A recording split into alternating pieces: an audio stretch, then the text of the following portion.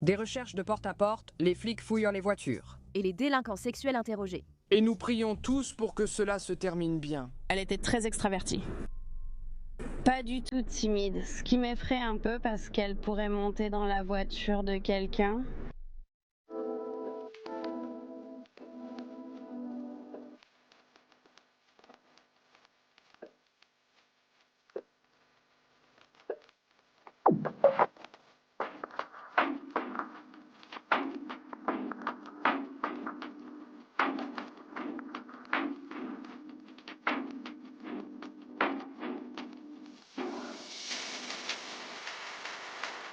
Bienvenue ou bon retour et merci d'être ici. Je m'appelle Cassie et voici A Wicked World.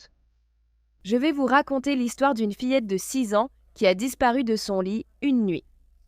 Et les circonstances entourant sa disparition étaient plutôt suspectes. Voici l'histoire de Janice Wright.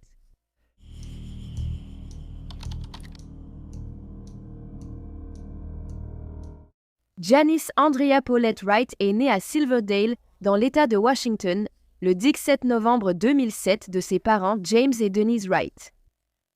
Janice était très joyeuse et une excellente amie. Elle était membre de la tribu Nooksack et avait 5 frères et sœurs. Janice était impertinente et extravertie. Elle adorait la couleur violette, jouer au parc, faire des tartes avec sa grand-mère, prendre des photos avec son iPad et sortir manger des cornets de glace. La fillette de 6 ans vivait avec sa famille au parc de maisons mobiles Steel Creek à Bremerton, Washington. Le soir du samedi 2 août 2014, les parents de Janice l'ont couchée dans la chambre qu'elle partageait avec ses frères et sœurs. Mais le lendemain matin, lorsqu'ils se sont réveillés, ils ont découvert que le lit de la petite fille était vide. Pourtant, pour une raison inconnue, les services d'urgence n'ont été contactés qu'à 22 heures, ce soir-là, environ 24 heures après que les parents aient vu leur fille de 6 ans pour la dernière fois. Et lorsque les services d'urgence ont finalement été appelés, ce n'est même pas James et Denise qui les ont contactés.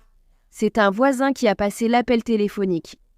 Les parents ont affirmé qu'ils ne s'étaient pas inquiétés jusque-là parce que Janice quittait régulièrement la maison seule et se promenait dans le quartier, ce qui pour moi n'a aucun sens. Elle a 6 ans, ma fille a aussi 6 ans. Et si je ne savais pas où elle était pendant quelques minutes, je paniquerais. Alors, imaginez, presque 24 heures entières. Mais la famille de Janice pensait qu'elle était en sécurité parce que, selon eux, il y avait une clôture autour du parc de caravanes et le propriétaire avait fait des vérifications d'antécédents sur tous les nouveaux résidents.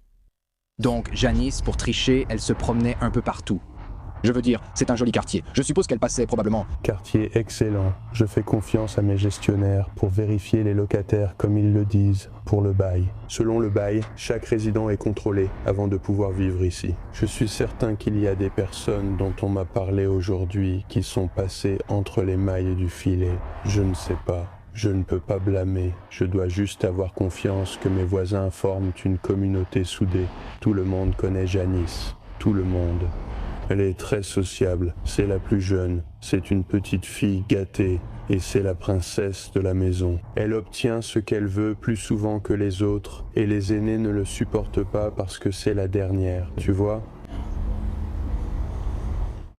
Lorsque la police a été appelée, elle a aussitôt fouillé le parc de maisons mobiles où vivait Janice.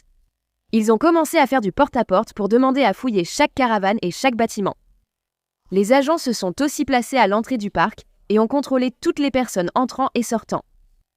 Près de 80 personnes de 7 comtés et des voisins participaient aux recherches pour retrouver Janice, avec l'appui d'un hélicoptère, de chiens pisteurs et d'un chien spécialisé dans la recherche de corps. La police a récupéré les vidéos de surveillance des maisons voisines et interrogé tous les délinquants sexuels du secteur. Parallèlement, les parents de Janice, critiqués publiquement et par la police pour ne pas avoir alerté les secours plus tôt, ont passé des tests au détecteur de mensonges. Leur maison a aussi été fouillée en profondeur. J'espère qu'elle passe juste la nuit quelque part. Elle est très indépendante. Elle est tenace. Son nom est écrit partout dans la maison. J'ai la tête qui tourne. J'essaie de rester concentré. De bonnes pensées. Si elle reste chez toi, renvoie-la chez elle. Il n'a pas fallu longtemps avant que la nouvelle tombe. Le père de Janice, James, avait été inculpé d'attouchement sexuel sur mineur au premier degré sur une fillette de 8 ans et une adolescente de 15 ans en 2000. La fillette de 8 ans était à une soirée pyjama et elle s'était réveillée en sentant James glisser sa main dans son pantalon et lui toucher la poitrine. Cette accusation a été abandonnée et il a finalement été condamné pour une infraction mineure, soit une simple agression.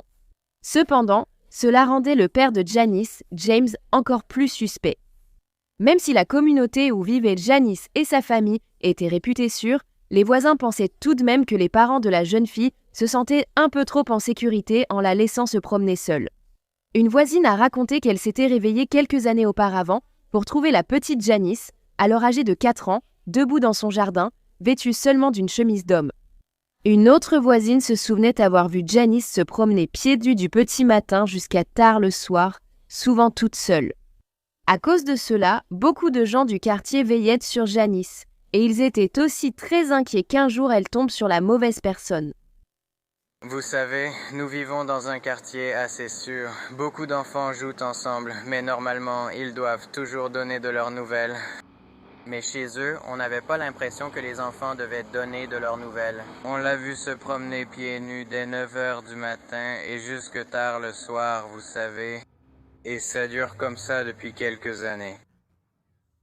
Je ne connais pas vraiment toute la situation avec la famille, mais si c'était moi et mon enfant, je ne la laisserais certainement pas se promener aussi librement que leurs enfants le faisaient. Je veux dire, je n'essaie pas de critiquer les parents ou quoi que ce soit, mais c'est juste mon opinion personnelle. La sous-chef de la police a déclaré qu'aucune preuve ne montrait que Janice avait été enlevée de son lit, car la maison ne présentait aucun signe d'effraction. Ensuite, certains témoins ont déclaré aux enquêteurs qu'ils avaient vu la petite fille au parc le dimanche matin, ce qui a soulevé la possibilité qu'elle ait été enlevée alors qu'elle était dehors. Les voisins disaient que Janice était si sociable et amicale qu'elle parlait à presque tout le monde. Et si quelqu'un lui avait dit qu'il avait des bonbons ou un chiot dans son véhicule, elle serait montée dedans. Même si les parents de Janice n'étaient pas officiellement suspects, les services de protection de l'enfance ont retiré ses frères et sœurs de 8, 12 et 16 ans du domicile après sa disparition. Les enfants ont été envoyés vivre chez leur grand-mère maternelle. Puis, le 7 août, 4 jours après avoir été signalé disparu, le corps de Janice a été retrouvé. À 16 h aujourd'hui, le bureau du coroner du comté de Kitsap et le coroner Greg Sandstrom ont informé l'équipe d'enquête que son bureau a procédé à l'identification officielle du corps retrouvé jeudi matin. Il s'agit du corps de Janice Olette Wright. Des chiens ont trouvé la fillette, élève de CP, sous une palette en bois dans un marécage boueux, dans les bois à côté du parc de maisons mobiles où elle vivait. Les équipes de recherche ont également trouvé un sac de sport posé sur la palette en bois. Ils avaient auparavant découvert le short et les sous-vêtements de Janice à environ 5 à 6 mètres de son corps. Il semblait que Janice avait été déplacée dans cette zone entre une demi-heure et 3 heures après sa mort.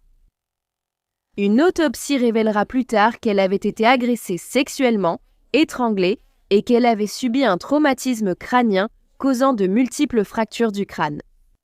Sa mort a été qualifiée d'homicide. L'oncle de Janice, Herman Elmoera, s'est exprimé publiquement et il a dit « Vous le voyez aux informations et vous ne pensez jamais que cela va vous arriver, à vous et à votre famille. C'est tout simplement dévastateur. N'essayez même pas de l'imaginer. » Amanda Hurst, une mère voisine de Janice, a organisé une prière commémorative pour elle à la Crossroads Neighborhood Church. Initialement prévue pour le retour sain et sauf de Janice, la veillée est devenue une célébration de sa vie après la découverte de son corps. Amanda a dit qu'elle espérait que rassembler la communauté pourrait aussi aider à traduire en justice le meurtrier de Janice. Au début, les autorités n'avaient aucune idée de qui avait tué Janice, et elles ont commencé à demander si quelqu'un avait vu une personne portant un jean ou des bottes très boueux. Peut-être responsable de la disparition de Janice. Nous pensons qu'il s'agira de l'étang Half-Blood. Nous utilisons souvent l'expression couvert de boue, sans savoir réellement combien ils en ont, mais c'est généralement une quantité importante. Ils vont avoir des chaussures boueuses, que ce soit des chaussures ou des bottes. Ils auront des pantalons boueux et très probablement des chemises boueuses, n'est-ce pas? Si vous connaissez ou avez vu quelqu'un couvert de boue, ou si vous connaissez une personne qui s'est débarrassée d'un vêtement ou de chaussures préférées, les enquêteurs aimeraient en discuter avec vous. Les autorités ont commencé à faire du porte-à-porte pour recueillir des prélèvements d'ADN auprès de toute personne qui acceptait, puisqu'on avait trouvé des traces d'ADN masculin sur le short et les sous-vêtements de Janice. Puis, 3 jours après la découverte du corps de Janice le Dixoot, une arrestation a eu lieu. La police a annoncé qu'elle avait placé en garde à vue un jeune homme de 17 ans qui vivait dans le même parc de caravanes que Janice.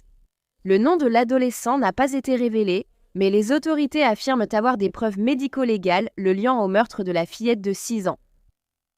Aujourd'hui, vers 14h50, des détectives du bureau du shérif du comté de Kitchener et des agents du FBI ont pris contact avec le suspect à son domicile et l'ont arrêté sans incident. Plus tard, le public a été informé que la personne de 17 ans qui avait été arrêtée s'appelait Gabriel. Gaeta et lui et sa famille vivaient à seulement 2 maisons de l'accès au sentier boisé qui menait à l'endroit où le corps de Janice avait été découvert. Gabriel avait été initialement interrogé par les détectives le 4 août. Durant cette période, il avait volontairement remis un prélèvement buccal d'ADN qui s'est révélé correspondre à l'ADN retrouvé sur le short et les sous-vêtements de Janice. Lors d'un second interrogatoire le 9 août, les autorités ont demandé à Gabriel s'il était impliqué dans la mort de Janice, et il a clairement acquiescé. Un mandat de perquisition a été délivré pour le domicile de Gabriel, où des preuves ont été trouvées. Cela comprenait une chemise couverte de sang et de boue, des sous-vêtements et un short, ainsi qu'une serviette ensanglantée, tous retrouvés dans la chambre de Gabriel. Gabriel Gaeta a alors été inculpé de meurtre au 2e degré, d'homicide involontaire au 1er degré et de viol au 1er degré sur un enfant. Non seulement le jeune homme de 17 ans était un lutteur prometteur et s'apprêtait à entrer en terminale au lycée, mais il était aussi un ami proche de la famille Wright et il était venu chez eux à de nombreuses reprises par le passé. Le père de Janice, James, a dit « Ça a été dur de l'apprendre. Gabriel était un ami de la famille. Nous étions amis, nous l'avons nourri. Il a fendu du bois avec moi chez moi. Je voulais lui apprendre à être responsable envers sa communauté. Même en quittant la maison, nous restons responsables en tant qu'hommes. » Ce qui semble plutôt ironique étant donné ses accusations passées. Mais James a aussi dit que Gabriel avait été plus comme de la famille pour lui qu'un ami, et que le jeune homme de 17 ans avait, je cite, fait le mauvais choix quand il a décidé de tuer Janice. James ajouterait également qu'il était le mentor de Gabriel et qu'il avait déjà choisi de lui pardonner pour ce qu'il avait fait à sa fille. Incroyablement, avant son arrestation, Gabriel a aussi eu l'audace d'assister à la veillée de Janice. Lorsque le jeune homme de 17 ans a été interrogé après son arrestation, il aurait commencé à pleurer, les larmes coulant sur son visage. Son nez coulait et il fixait simplement un poing sur le mur, refusant de détourner son regard. Lors de la première comparution de Gabriel, il a plaidé non coupable des chefs d'accusation. On lui a fixé une caution d'1 million de dollars afin qu'il subisse une expertise psychiatrique. Bien qu'il soit prévu qu'il soit jugé comme un adulte, il a été détenu dans un centre de détention pour mineurs jusqu'en décembre de cette année-là, lorsqu'il devait avoir 18 ans. Après cela, Gabriel a été transféré à la prison du comté de Kitsap. Son procès devait initialement commencer en septembre 2016, mais ses avocats l'ont repoussé à mars 2017, affirmant qu'ils avaient besoin de plus de temps. Mais en février 2017, Gabriel avait cessé de communiquer avec son équipe de défense et il a été jugé inapte à comparaître. Un juge a ordonné qu'il soit admis à l'hôpital Western State à Lakewood, dans l'État de Washington, pour une période pouvant aller jusqu'à 90 jours afin de rétablir son aptitude à être jugé et d'évaluer davantage sa capacité à poursuivre la procédure judiciaire. En août 2017, Gabriel serait jugé apte à comparaître. Pendant qu'il était interné à l'hôpital psychiatrique, les médecins ont déclaré qu'il était très peu coopératif et qu'il refusait de prendre ses médicaments. Il a également commencé à adopter un comportement très violent envers les membres du personnel. Avant qu'il ne puisse être jugé, Gabriel a plaidé coupable des accusations de meurtre aggravé au 1er degré et de viol au 1er degré sur un enfant. Lors de son audience au tribunal, une psychiatre a déclaré que Gabriel avait été témoin et victime de violences conjugales en grandissant. Il avait aussi eu une grave blessure à la tête pendant un match de lutte, ce qui a affecté son état mental. De plus, Gabriel avait reçu un diagnostic de dépression sévère et montrait des signes de détresse mentale accrue avant la mort de Janice. Avant sa condamnation, une déclaration écrite de Gabrielle a été lue. Elle disait notamment « Je ne peux pas dire à quel point je me sens mal à cause de cela. J'aimerais réparer ce que j'ai fait. Je ne sais pas pourquoi je l'ai fait. » Il passe d'une absence totale de casier judiciaire à commettre probablement certains des pires crimes que l'on puisse commettre dans notre société. Et donc, cela devient une question difficile de savoir s'il est capable ou non de se réinsérer. Je ne comprends pas ce qui l'a poussé à faire ce qu'il a fait ce jour-là.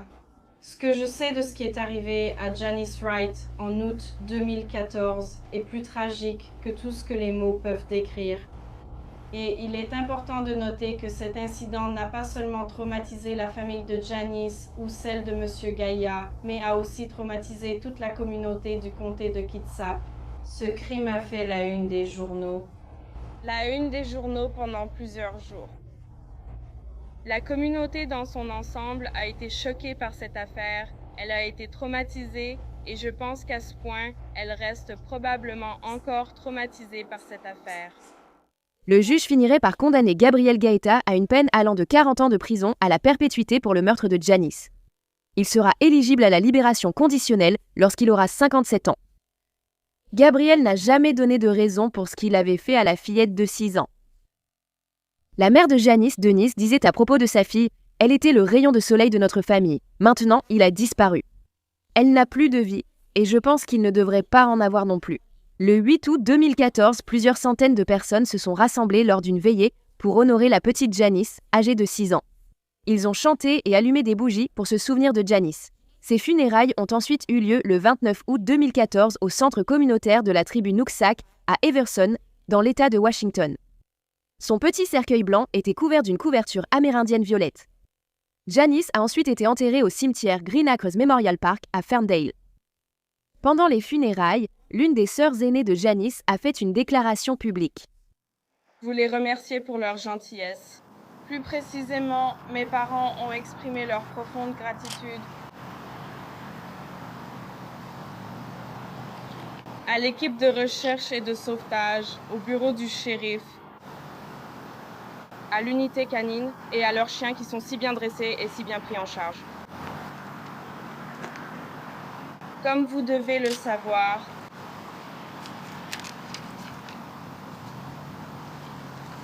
c'est quelque chose qui est la plus grande douleur de ma vie et un véritable défi.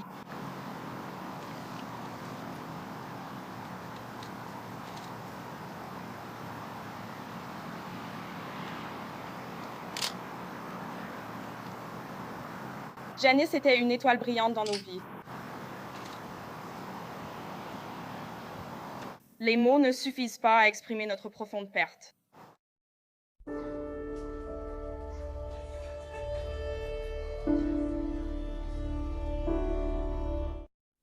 Merci de m'avoir écouté raconter l'histoire de Janice aujourd'hui. En tant que mère d'une petite fille de 6 ans moi-même, je ne comprends tout simplement pas comment ses parents ont pu la laisser se promener toute seule dans ce parc de caravanes. Et comment ils ont pu passer presque 24 heures sans la voir avant de se rendre compte que quelque chose n'allait pas. C'est tout simplement incroyable pour moi. Et si quelque chose n'était pas arrivé à Janice cette fois-ci, il y a de fortes chances que cela se soit produit à l'avenir, puisque ses parents étaient clairement négligents. Que pensez-vous de cette affaire ? Donc, si vous aimez les histoires criminelles et que vous voulez m'entendre les raconter, n'oubliez pas d'appuyer sur le bouton s'abonner ci-dessous. Activez les notifications pour être informé de mes nouvelles vidéos, publiées au moins 2 fois par semaine. Merci d'avoir regardé A Wicked World aujourd'hui. À bientôt, prenez soin de vous. Salut! Merci à tous les mécènes d'A Wicked World. Il y a maintenant encore plus de contenu d'A Wicked World sur Patreon. Alors allez voir sur patreon.com/awickedworld ou utilisez l'application Patreon. Vous accéderez chaque mois à des vidéos exclusives et plus encore. Tout soutien aide vraiment à s'assurer que les victimes ne soient jamais oubliées et à mettre en lumière les failles de la société liées à chaque affaire. Avez-vous une suggestion d'histoire que vous aimeriez que je traite ? Si oui, envoyez-moi un email à awickedworld@gmail.com.